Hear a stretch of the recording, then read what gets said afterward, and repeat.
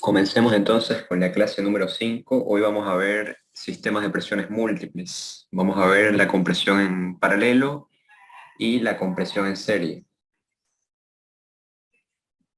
Recordemos que un sistema de presión múltiple es aquel que tiene dos o más bajas presiones, ¿no?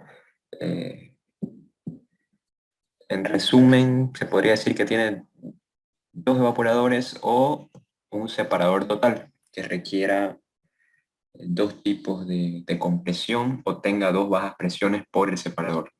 Las bajas presiones son las que están entre la salida del condensador y la entrada del compresor.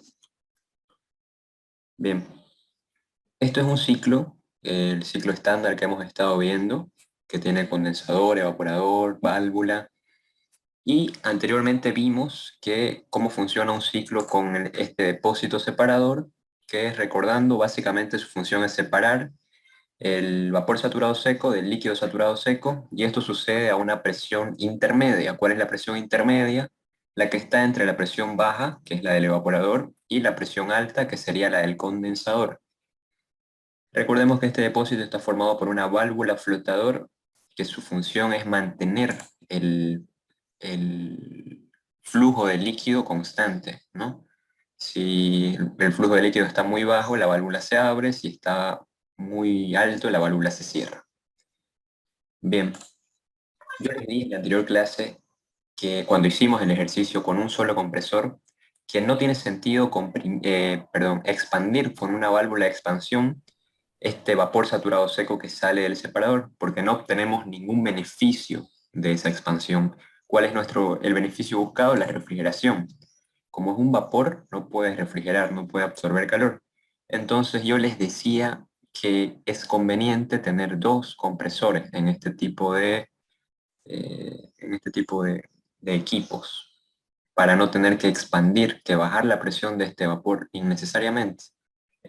Cuando tenés un solo compresor es necesario bajarla porque tenés que igualar las presiones para poder mezclar todo y comprimir. Pero si tenés dos, tu sistema es mucho más eficiente, porque no estás haciendo ese trabajo innecesario de expandir un vapor.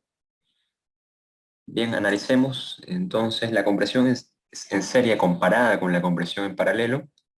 Requiere un menor trabajo de compresión. ¿Por qué requiere un menor trabajo de compresión? Porque si nosotros vemos, esta compresión en serie se hace en dos etapas. En un momento, cuando veamos el diagrama presión-entalpía, se va a entender mejor lo que estoy diciendo. Pero esta compresión se hace técnicamente en dos etapas. Primero se comprime de una presión baja hasta la presión intermedia. En esa presión intermedia se mezcla el vapor que sale del primer compresor y el vapor que sale del separador. Bien, es necesario que estén a la misma presión para poder mezclarse. Una vez mezclados, se comprime desde la presión intermedia hasta la presión alta del sistema. Entonces, al comprimir en dos etapas, comprimimos en un rango de presiones menor. Comprimimos de una presión baja a una intermedia, de una intermedia a una alta. En el caso del arreglo en paralelo, nosotros tenemos que comprimir, en el caso del compresor 1, desde una presión baja hasta la presión alta del sistema. Entonces el rango de presiones es mucho mayor, por eso es que consume más trabajo mecánico. Y en el caso de la salida del vapor saturado seco, sí se comprime desde una presión intermedia hasta una presión alta. Pero aquí, en este primer compresor, estamos comprimiendo desde la presión baja hasta la presión alta. Esa diferencia de presión es mucho mayor que comprimir desde la presión baja hasta la intermedia. Por eso consume más trabajo. Además, el equipo tiene que ser más grande, consume más espacio y requiere más mantenimiento, ¿no? Esas son las desventajas. La relación de compresión es menor. ¿Qué es la relación de compresión? La relación de compresión es una ecuación o un indicador que muestra la relación entre la presión de descarga y la presión de admisión. La presión de descarga es la presión de salida del compresor y la presión de admisión es la presión de entrada del compresor. Entonces, lo que hace este indicador es mostrarnos cuántas veces se está comprimiendo, en este caso, el refrigerante, ¿no? Entonces, si la relación de compresión es 2, quiere decir que el refrigerante la presión de descarga es 2 veces mayor que la admisión. Se está duplicando la presión, en teoría. Eso muestra la relación de compresión. Entonces, como les decía, si comprimimos de la presión baja a la intermedia, esta relación de compresión va a ser menor que si comprimimos de la presión baja hasta la presión alta del sistema. Por eso, en la compresión en serie, la relación de compresión es menor que con el arreglo en paralelo. Y lo que les dije también, que en el caso de la compresión en serie, el compresor va a ser más pequeño para un mismo rango de presiones. ¿Por qué va a ser más pequeño? Porque es de menor capacidad, ¿no es cierto? Acá necesitamos un compresor de mayor capacidad que pueda comprimir desde la presión baja hasta la presión alta del sistema. Esas son algunas diferencias entre la compresión en serie y compresión en paralelo. Esto puede ser que les pregunte, como pregunta teórica, ¿cuál es la diferencia entre la compresión en serie y la compresión en paralelo? Aparte del diagrama, esas son algunas diferencias, algunas ventajas, ¿no? Bien, analicemos el diagrama presión-entalpía, que también suele preguntar. Comencemos con la compresión en paralelo. Lo primero que hacen siempre es ubicar las presiones, ¿no? Presión del condensador, que es la presión alta, la presión intermedia, y más abajo estaría la presión del evaporador, P sub E, que es la presión más baja del sistema. La salida del condensador, que viene a ser el estado 1, como siempre, es líquido saturado seco, ¿no? Entonces, la salida del condensador es líquido saturado seco, el estado 2 es la salida de la válvula, pero antes de entrar al depósito separador. Es una mezcla y las líneas punteadas, recuerdan, ustedes saben que simboliza que es un proceso real o irreversible. Como es una expansión a través de una válvula, es un proceso irreversible. Por eso las líneas punteadas, ¿no? El refrigerante ingresa al depósito separador y se separa en líquidos, en vapor saturado seco y en líquido saturado seco. Entonces el estado 3 es vapor saturado seco a la presión intermedia, que es la presión del depósito separador, y el estado 4 es líquido saturado seco a la presión intermedia también. Eh, el líquido saturado seco se expande hasta la presión baja del sistema, que es la presión del evaporador. Las líneas punteadas representan un proceso irreversible y sale de la válvula como una mezcla. Recordemos que este tipo de separador que tiene una válvula entre el evaporador y el depósito separador se conoce como separador parcial, ¿no? El separador total no tiene una válvula entre el depósito separador y el evaporador, y lo que significa que solo ingresa líquido al evaporador y que funcionan a la misma presión, en el caso del separador total. En este caso es un separador parcial, el depósito funciona a una presión distinta del evaporador, ¿no? Eso recordando un poco de la anterior clase, de la última clase. El estado 5 es una mezcla, ingresa al evaporador, absorbe calor, aquí es donde sucede el efecto útil, ¿no? La refrigeración, como ustedes recordarán. Absorbe calor y sale del evaporador como vapor saturado seco en el estado 6. El estado 6 ingresa al compresor y se comprime desde la presión del evaporador hasta la presión del condensador, desde la presión más baja hasta la presión más alta del sistema. Y bien, ¿qué pasó con el vapor saturado seco que sale del depósito separador? También se tiene que comprimir, ¿no? En este caso tenemos otro compresor y su función es comprimir ese vapor saturado seco desde la presión intermedia hasta la presión del condensador. Una vez estando en la misma presión, estos dos fluidos ya pueden mezclarse y mandarse al condensador. Eso es lo que sucede. Se mezcla el estado 7 y el 8, dan como resultado un estado intermedio. Esto es una mezcla de vapor recalentado y da como resultado, lógicamente, un vapor recalentado también a la misma presión. Ese estado 9 es el que ingresa al condensador, sale de él como líquido saturado seco y con eso finaliza el ciclo. Esto sería el diagrama presión-entalpía para una compresión en paralelo con un solo evaporador. Si tienen alguna pregunta, no duden en interrumpirme, no hay problema. Bien, compresión en serie. Este es el arreglo con compresores en serie. Y de igual manera, el estado 1, la salida del condensador es líquido saturado seco. Tenemos tres presiones: la presión del condensador, la presión intermedia y la presión del evaporador. ustedes se van a dar cuenta de cuántas presiones tiene el ciclo por las válvulas, ¿no es cierto? Aquí estamos bajando la presión una vez y aquí estamos volviendo a bajar la presión. A la presión del condensador está el estado 1, es líquido saturado seco, es a la salida del condensador. El estado 2, igual que en el anterior caso, es una mezcla, es la salida de la válvula antes de entrar al depósito separador. Esto está a la presión intermedia. El refrigerante ingresa al depósito separador, se separa en vapor saturado seco, que es el estado 3, y líquido saturado seco, que es el estado 4. El líquido saturado seco se expande a través de una válvula de expansión, la presión cae hasta la presión del evaporador, el estado 5 es una mezcla a la presión del evaporador, el estado 5 ingresa al evaporador, absorbe calor y sale de él como vapor saturado seco. En el estado 6, ese vapor saturado seco ingresa al primer compresor y se comprime, pero ya no hasta la presión alta del sistema, sino hasta la presión baja, para que pueda mezclarse con el vapor saturado seco que sale del depósito separador. Entonces, ese vapor saturado seco, ese vapor saturado seco que sale del evaporador se comprime hasta la presión intermedia. Ahí está el estado 7, a la presión intermedia es un vapor recalentado. El estado 7 y el estado 3 se tienen que mezclar. Se está mezclando un vapor saturado seco y un vapor recalentado, dan como resultado un vapor recalentado a la misma presión, que en este caso es la presión intermedia.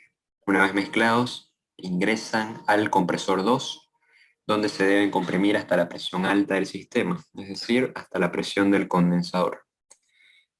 Se comprime, sale del compresor 2 como vapor recalentado, ingresa al condensador, cede el calor excedente, el calor extraído del sistema, y sale de él como líquido saturado seco. Y con eso finaliza el ciclo. Este sería el arreglo en serie, compresión en serie, para un diagrama con un solo evaporador.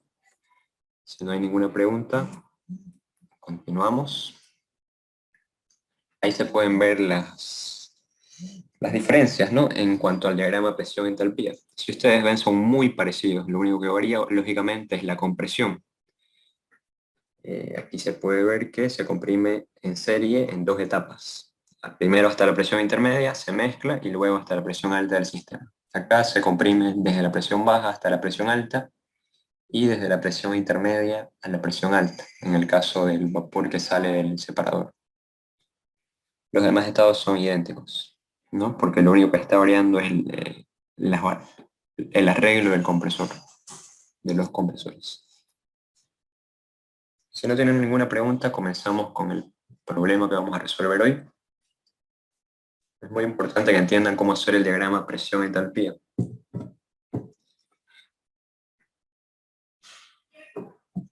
Bien, parece que no hay preguntas. Comencemos. El problema dice lo siguiente: un sistema debe satisfacer dos requerimientos de refrigeración. El primero demanda una temperatura de diseño de -2 grados centígrados con una capacidad de 2 toneladas. La otra temperatura de diseño debe ser de -12 grados centígrados con una capacidad de 1 tonelada de refrigeración. El sistema dispone de un depósito separador que funciona como separador total para el evaporador de alta presión y como separador parcial para el otro evaporador. La instalación dispone también de un sistema de compresión en paralelo. La temperatura ambiente se estima que es de 35 grados centígrados. Nos pide determinar el coeficiente de operación. Bien, ese sería el diagrama para este ciclo. Veamos qué nos decía el enunciado sobre el diagrama. Nos decía que tenemos dos evaporadores, uno que funciona a -2 de temperatura de diseño, lo que quiere decir que en realidad funciona a -12, y el otro que tiene una temperatura de diseño de -12, lo que quiere decir que funciona a -22, con distintas capacidades. Bien, el de temperatura más baja tiene que estar lógicamente funcionando a una presión más baja que el que tiene una temperatura un poco más elevada. Entonces los dos evaporadores funcionan a presiones distintas. Además nos dice que se tiene un solo depósito separador que cumple dos funciones. Funciona como un separador total para el evaporador de alta presión. ¿Cuál es el evaporador de alta presión? El que tiene temperatura más alta, en este caso el que tiene temperatura de diseño de -2. Funciona como separador total, no hay válvula entre el depósito separador y el evaporador 1, que es el de -2, ¿no? Es un separador total para este evaporador. Como funciona a la misma presión que el evaporador, entonces el vapor saturado seco puede directamente realimentarse al mismo depósito separador, porque están funcionando a la misma presión. Bien, ¿qué más dice? Y funciona como separador parcial para el otro evaporador, que es el que funciona a -22, ¿no? Con temperatura de diseño -2. Es un separador parcial, entonces, si nos dice separador parcial, hay una válvula entre el depósito separador y el evaporador. Además, al haber una válvula, funcionan a presiones distintas. Por último, nos dice que el arreglo de compresión es en paralelo. Tenemos que comprimir dos presiones, la presión intermedia y la presión baja del sistema. La presión baja es solo la del evaporador 2, la más baja, y la presión intermedia es la del evaporador 1, que es la misma del depósito separador. Ese sería el arreglo en paralelo. Ese sería el diagrama para este ciclo. Ahora veamos el diagrama presión-entalpía. Como siempre, el estado 1, la salida del condensador, es líquido saturado seco, a la presión del condensador, a la presión alta del sistema. Eh, Ingresa a la válvula, sale de la primera válvula de expansión, antes de entrar al depósito separador, sale de esta válvula a la presión intermedia, que es la misma presión del evaporador 1, ¿no? El estado 2 es una mezcla, las líneas son segmentadas porque es un proceso real y irreversible. Ingresa al depósito separador, se separa en líquido saturado seco y en vapor saturado seco. El vapor saturado seco es el estado 3 y el líquido saturado seco es el estado 4. Bien, si nosotros vemos el estado 5 y el 7 son el mismo que el estado 4, pero con distinto flujo másico. Lo único que sucede en este punto es que el flujo de refrigerante líquido se está dividiendo, pero el estado es el mismo, es líquido saturado seco.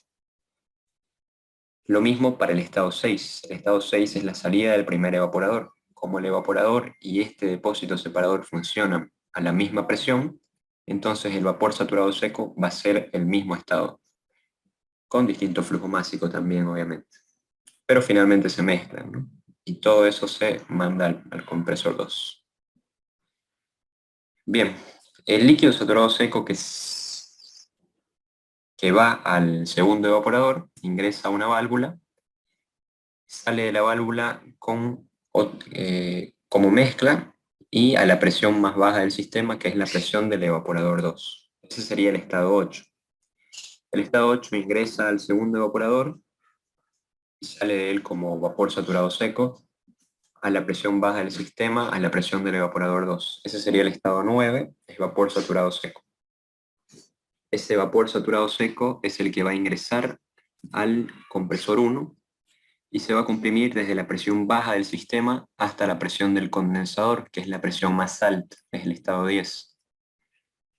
Y lo que les decía, este vapor que se está separando y se está sumando además el vapor que sale del evaporador 1, todo ese vapor pasa por el compresor 2, se comprime desde la presión intermedia hasta la presión del condensador. Ese sería el estado 11. El estado 10 y el 11 se van a mezclar, se pueden mezclar porque ya están en la misma presión, y van a dar como resultado un estado intermedio, que es el estado 12, que está también a la presión del condensador.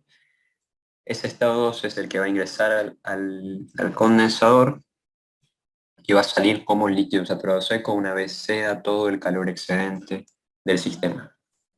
Ese sería el diagrama presión-entalpía para este ciclo. Si hay alguna pregunta, pueden hacerla.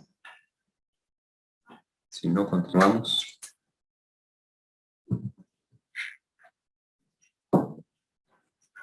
Bueno, continuemos. ¿Qué nos dice el problema? Nos pide determinar el coeficiente de operación. Para eso necesitamos conocer el efecto refrigerante, En este caso son dos efectos refrigerantes, ¿no? El efecto refrigerante del evaporador 1 es la diferencia entre la entalpía 6 y la entalpía 5. Recordemos que esto sale del balance con la primera ley aplicada al evaporador, que nos dice que el intercambio de calor es igual a la entalpía de salida menos la entalpía de entrada. En el caso del evaporador 2, sería la diferencia entre la entalpía 9 y la entalpía 8.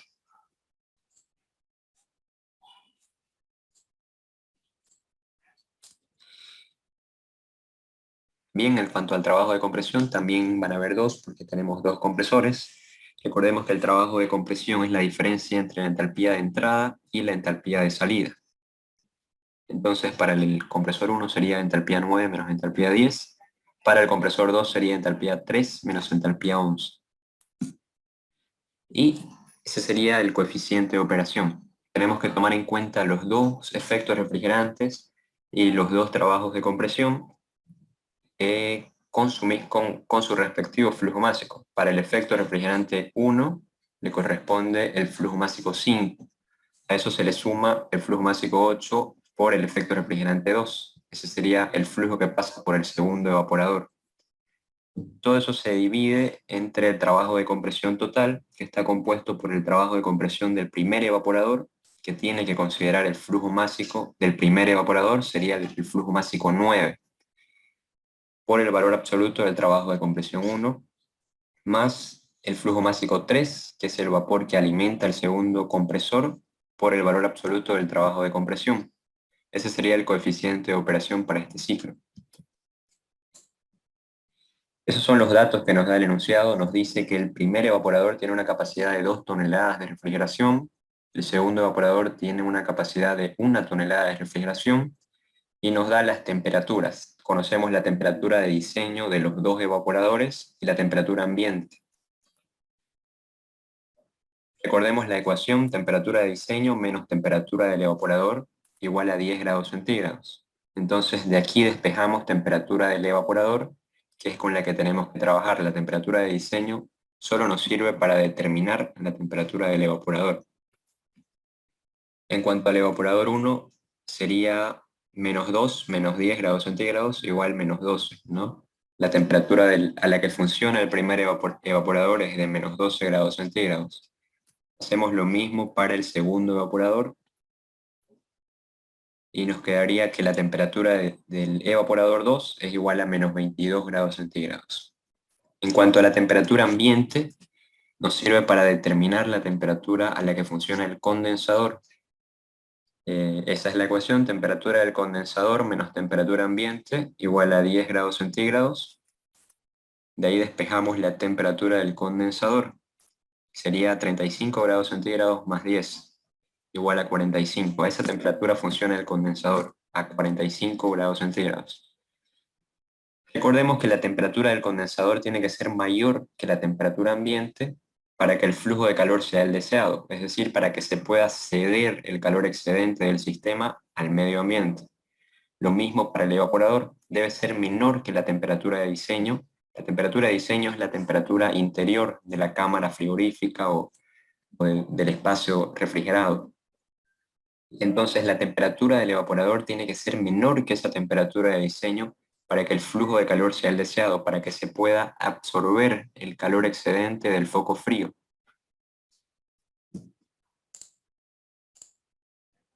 Bien, el primer estado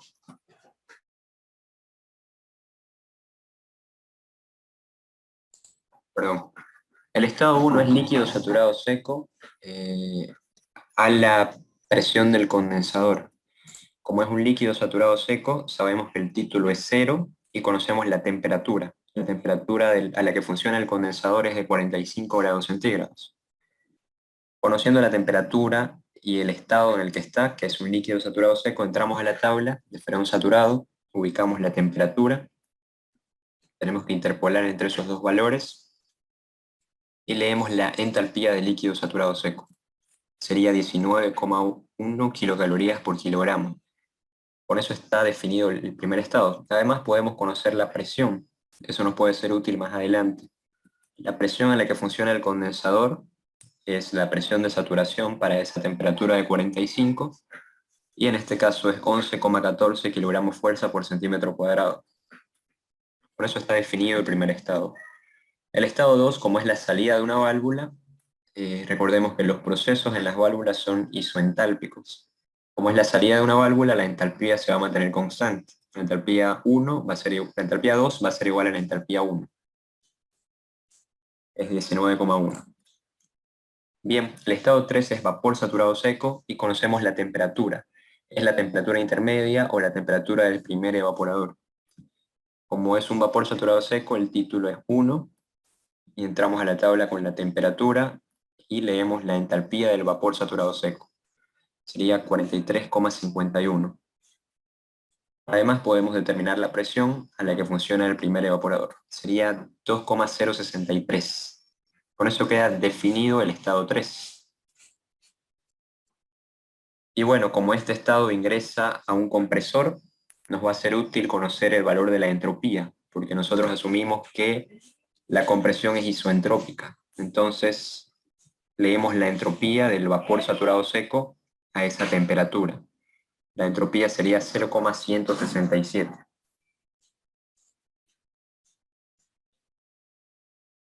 El estado 6 es el estado 6 es igual que el estado 3, ¿no? Pero con diferente flujo másico. Es la salida del primer evaporador.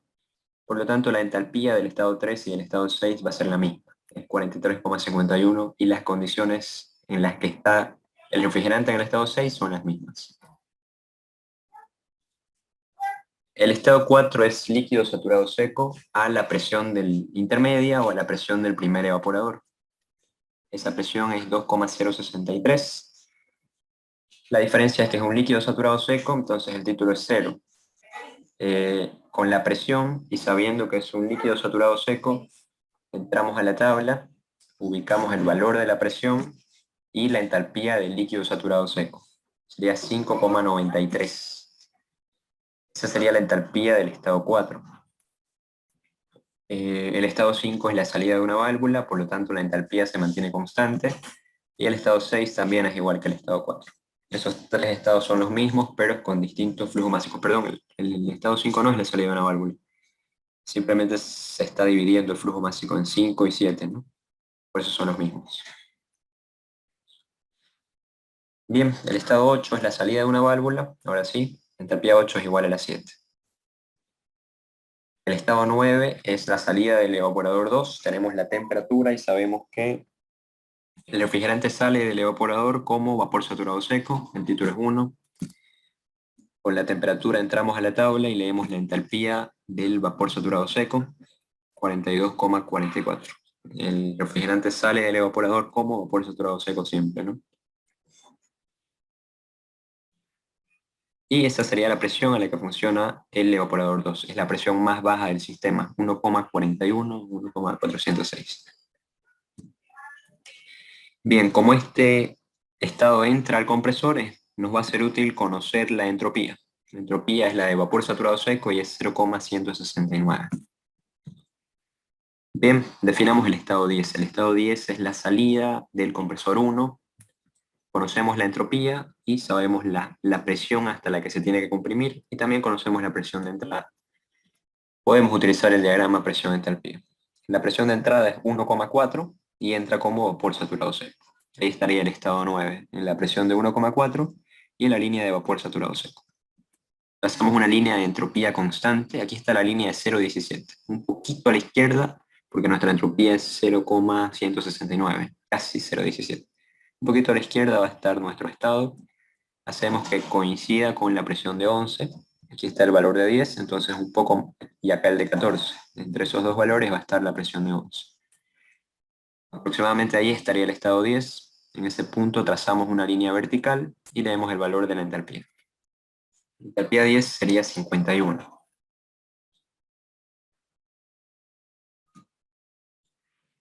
Hacemos lo mismo para el estado 11, pero las condiciones son distintas, ¿no? La presión de entrada es de 2 y igual es un vapor saturado seco, entonces va a estar sobre esa línea. Ahí estaría el estado 3. Trazamos una línea de entropía constante, en este caso la entropía es 0,167. 16,8, ¿no? Casi lo mismo en el caso anterior. La presión de salida es la misma, 11,14. Aquí está la presión de 10, acá de 14, un poco más arriba de 10 va a estar el valor de 11. Trazamos una línea vertical y leemos el valor de la entropía, de la entalpía. Puede ser 51, 50,5, 50. Como es un método gráfico, tiene cierto rango de inexactitud. Es admisible. Bien, ya conocemos todas las entalpías. Podemos ir definiendo algunas cosas. Ya conocemos todo para definir el efecto refrigerante 1. Es la diferencia entre la entalpía 6 y la 5. Sería 37,58.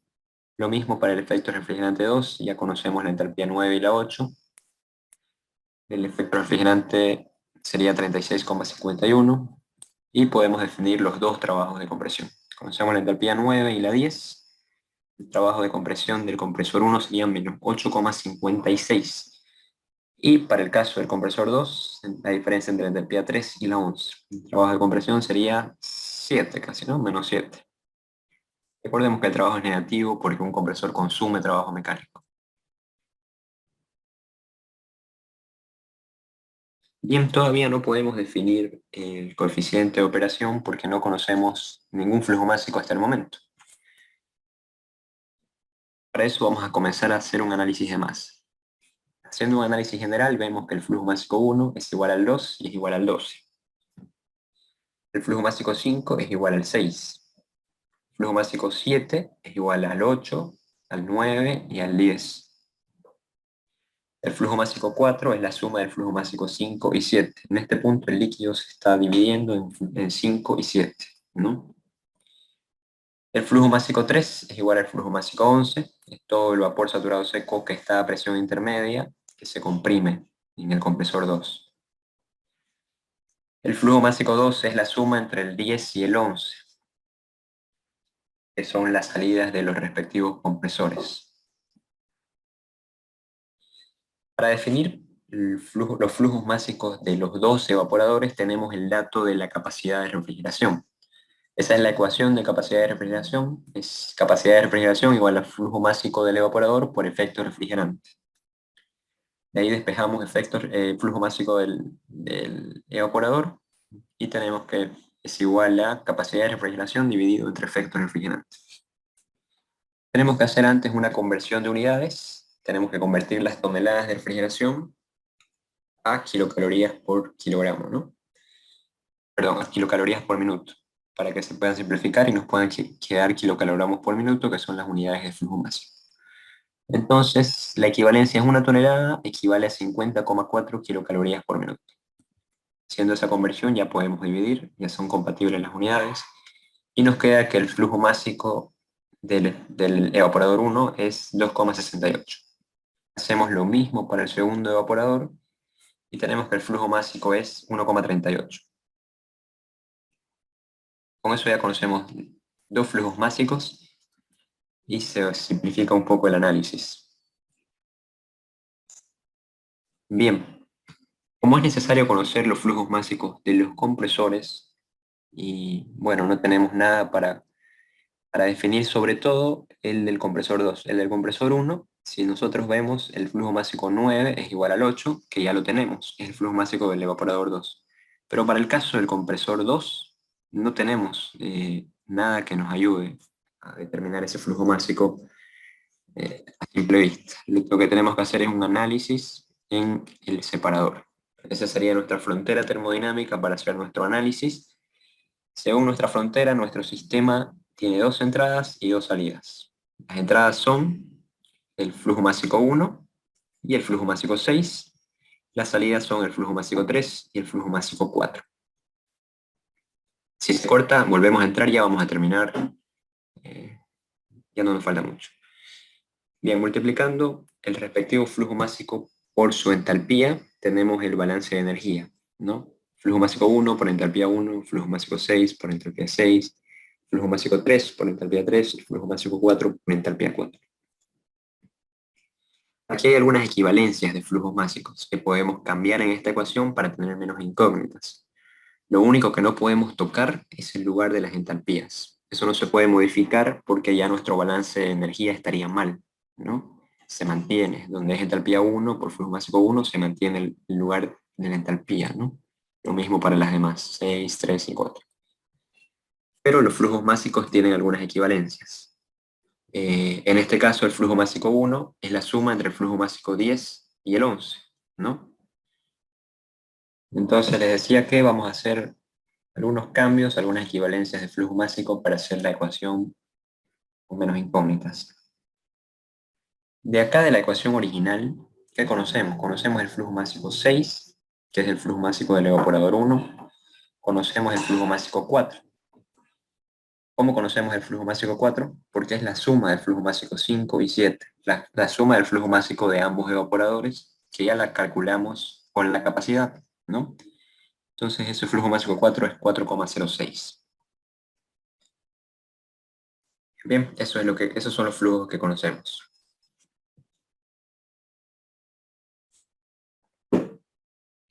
El flujo másico 1 es equivalente a la suma del flujo másico 10 y 11, ¿no? El flujo másico total tiene que pasar por los compresores, entonces esa suma da el flujo másico total, que es igual al 1, ¿no? El flujo másico 6 lo conocemos, es el mismo que el flujo másico 1, es el del primer evaporador. Y bueno, el flujo másico 3 es nuestra incógnita. El flujo másico 11 es igual al 3, ¿no? Es el vapor que va a pasar por el compresor 2. Entonces, hacemos ese cambio más para tener una equivalencia y además estamos multiplicando la entalpía 1 por cada flujo másico. No estamos modificando nada en cuanto al balance energético, porque si modificamos una entalpía ya estaría mal. Bien, así nos queda entonces entalpía 1 por flujo másico 10. El flujo másico 10 ya lo conocemos, es el del evaporador 2. Entalpía 1 por flujo másico 3, esa es nuestra incógnita. Entalpía 6 por flujo másico 6, conocemos el flujo másico 6. Entalpía 3 por flujo másico 3, que es nuestra incógnita. Y entalpía 4 por flujo másico 4, que ya lo conocemos, es la suma de los flujos de ambos evaporadores. Entonces nuestra única incógnita de esa ecuación es el flujo másico 3. Lo que hacemos es, bueno, enviar a un lado de la ecuación, factorizar y despejar la ecuación, ¿no? Solamente algunos despejes, acomodar la ecuación para despejar nuestra incógnita, que es flujo másico 3.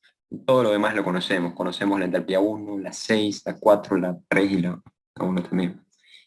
Y ya vimos que conocemos el flujo másico 10, es igual al 9, al 8, es el del evaporador 2. El flujo másico 6 es el del evaporador 1.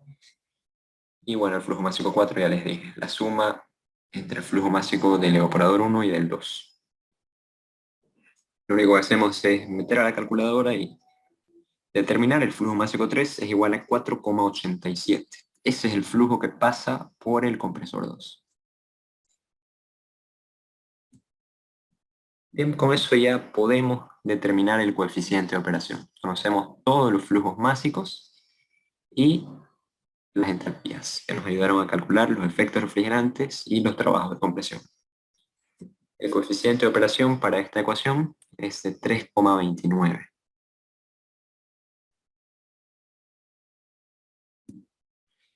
Bien, si no hay ninguna pregunta, rápidamente vamos a hacer el mismo ejercicio, pero con arreglo en serie, con compresión en serie. Mucho más corto porque ya conocemos prácticamente casi todo. Es para aprovechar el mismo ejercicio y que vean la diferencia. Ese sería el arreglo en serie. Veamos un poco el diagrama. La salida del condensador es líquido saturado seco. Para no hacerlo tan tedioso y largo, ya deben estar cansados, vamos hasta donde cambian. Hasta ahí el diagrama es el mismo, ¿no? Estado 1, salida del condensador, líquido saturado seco. Estado 2, salida de la primera válvula, es una mezcla. Entra al separador, se separa en vapor saturado seco y en líquido saturado seco. Vapor saturado seco del estado 3 y el estado 6, líquido saturado seco el estado 4, 5 y 7. El estado 8 es la salida de una válvula, es una mezcla a la presión del evaporador 2. Todo eso ya lo vimos en detalle en el anterior diagrama. Salida del evaporador 2, vapor saturado seco a la presión del evaporador 2. Lo único que cambia son el estado 10, 11 y 12, porque son los relacionados con la compresión. El estado 9 ingresa al compresor 1 y se va a comprimir desde vapor saturado seco hasta la presión intermedia. Ese sería el estado 10', lo vamos a llamar 10' para hacer una comparación. Entonces estamos comprimiendo ya no desde la presión baja hasta la presión alta, como en el anterior caso. Estamos comprimiendo hasta la presión intermedia para que se mezcle con este vapor y se vaya a otro compresor. Este vapor que sale del primer compresor se va a mezclar con el que sale del separador, van a dar un estado intermedio, y ese estado es el que va a entrar al compresor 2. Se comprime hasta la presión del condensador, que es la presión alta del sistema. También sale como vapor recalentado. Ese vapor recalentado ingresa al condensador y sale de él como líquido saturado seco. Todo esto a la presión del condensador. Y vemos es lo mismo que en el caso anterior, que ya lo expliqué en detalle. Lo único que cambia son las salidas del compresor, ¿no? Lo que tiene que ver con la compresión. Porque aquí estamos comprimiendo en serie, ya no en paralelo. Entonces, los estados del 1 al 9 son iguales al anterior caso. Los que cambian son 10, 11 y 12. Bien. El efecto refrigerante es el mismo que en el caso anterior. Lo que cambia va a ser el trabajo de compresión, que en el caso del trabajo de compresión 1 va a ser la diferencia entre la entalpía 9 y la 10', y para el compresor 2 la diferencia entre la entalpía 11' y 12'.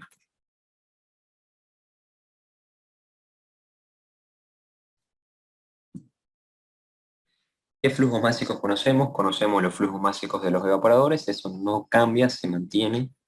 El flujo básico 5 entonces es 2,68, el flujo básico 8 es 1,38, son los mismos que en el caso anterior. El flujo básico 3 también se mantiene, lo calculamos con un análisis termodinámico en el separador, es 4,87. Es lo que cambia el estado 10, 11 y 12, ¿no? El estado 10 está fácil, es un vapor recalentado que es producto de una compresión, ¿no? Inicia como vapor saturado seco. Tenemos la entropía, es la misma que la del estado 9, y conocemos la presión a la que tiene que salir, es la presión intermedia, que es la presión de 2. Entonces ubicamos el estado 9, que es el estado de entrada, que está a la presión de 1,4 sobre la línea de vapor saturado seco. Ahí está el estado 9. Pasamos una línea de entropía constante hasta la presión de 2.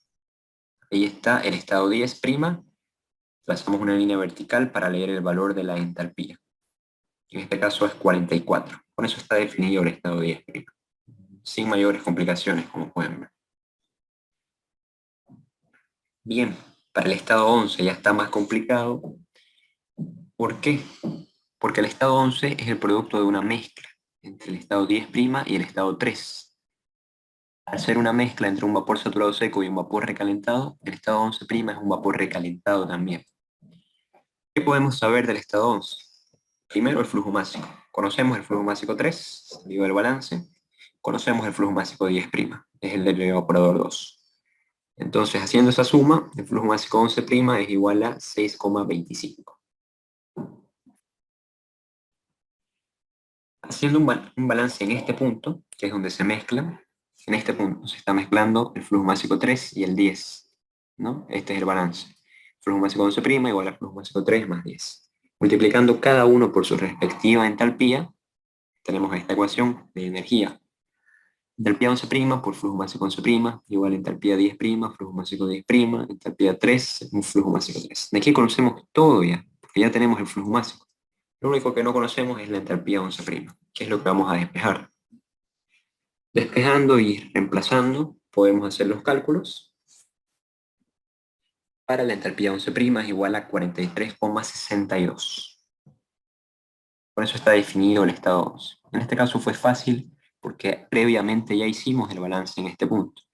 Si fuera un ejercicio desde cero, tendríamos que haber hecho el balance aquí, y los cálculos de flujo másico acá, y recién ir al balance en este punto. En este caso fuimos directo al balance en este punto porque ya conocemos los demás flujos.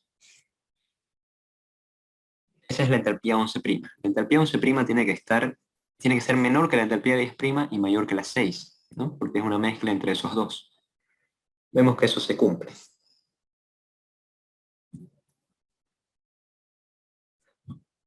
Para el caso de la entalpía 12, que es el último estado, también es lo que está complicado, ¿no? Les decía que el estado 11' es una mezcla entre un vapor saturado y un vapor recalentado. Entonces el estado 11' es un vapor recalentado, que es el que alimenta el compresor 2. Conocemos la presión del estado 12, la presión de salida del compresor, que es 11,14. Conocemos la presión de entrada, pero no conocemos lo demás. Lo que hacemos es entrar a este diagrama con la entalpía 11, que es 43,62, ¿no? Ubicamos esa entalpía. Cada dos de estas líneas verticales es una unidad de entalpía. Entonces, aproximadamente 6, 7 líneas de estas chiquititas son los 43,62. Trazamos la línea vertical y hacemos que choque con la presión de 2, que es la presión a la que está el estado 11. Ahí estaría el estado 11', es un vapor recalentado a la presión de 2 y la entalpía de 43,62. Trazamos una línea de entropía que sea constante. A partir de ese punto trazamos una línea inclinada constante y hacemos que choque con la presión de 11,14. Ahí estaría el estado 12, 12'. Trazamos la línea vertical para leer la entalpía 12', que es el valor que nos interesa. Es igual a 51. Esa sería la entalpía 12'. Con eso ya tenemos todo para calcular los trabajos de compresión.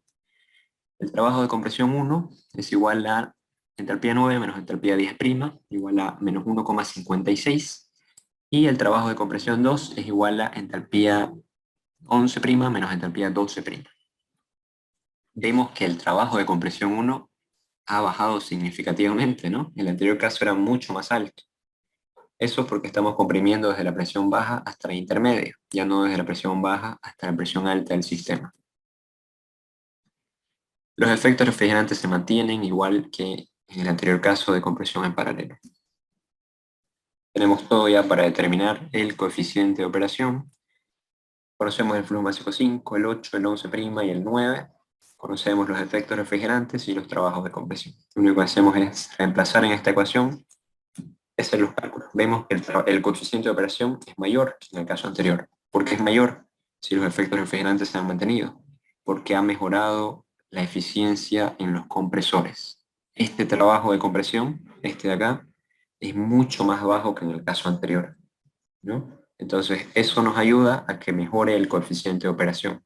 Es la relación entre el beneficio y lo que cuesta ese beneficio. Eso es, ¿no? El beneficio es la refrigeración, lo que cuesta ese beneficio es los trabajos de compresión. Entonces, el coeficiente de operación ha mejorado porque estamos siendo más eficientes en las compresiones. Aquí queda claro lo que les dije de manera teórica al inicio. La compresión en serie consume menos trabajo y es más eficiente que la compresión en paralelo. Queda demostrado. Resolvimos el mismo ejercicio con dos tipos de arreglo en compresión para ver ese contraste. Y bien, para terminar ya vamos a ver la relación de compresión, que es otro indicador, ¿no?, de cómo el arreglo en serie es mejor. Para el compresor 1 de arreglo en paralelo, la presión de entrada es 1,4 y la presión de salida es 11,14. Recordemos que la relación de compresión es la relación entre la presión de salida y la presión de admisión. Para el compresor 1 del arreglo en paralelo, esa relación es de 7,96, es una relación alta. Para el compresor 2, arreglo en paralelo, la presión de entrada es la presión intermedia, de 2,06, y la presión de salida es la misma, 11,14. La relación de compresión sería 5,41. Ahora veamos lo mismo para el arreglo en serie, con los mismos datos de presión. Son los datos del problema. El compresor 1, arreglo en serie, presión de entrada, 1,4, o presión de admisión. Presión de escape o presión de salida, 2,06 es la presión intermedia. Relación de compresión, 1,47. ¿Ven la diferencia? Compresor 1 en paralelo, 7,96 la relación de compresión. Compresor 1, arreglo en serie, 1,47. En el caso del compresor 2, la relación de compresión es la misma porque estamos comprimiendo desde la presión intermedia, que es la presión de admisión para el compresor 2, hasta la presión alta del sistema. Ahí no hay variaciones, las variaciones están en el primer compresor de este análisis, ¿no? Acá estamos comprimiendo hasta la presión intermedia, aquí, y acá hasta la presión alta directamente. La relación de compresión es mayor y el trabajo consumido ya vimos que también es mayor. Bien, con eso terminamos la clase de hoy.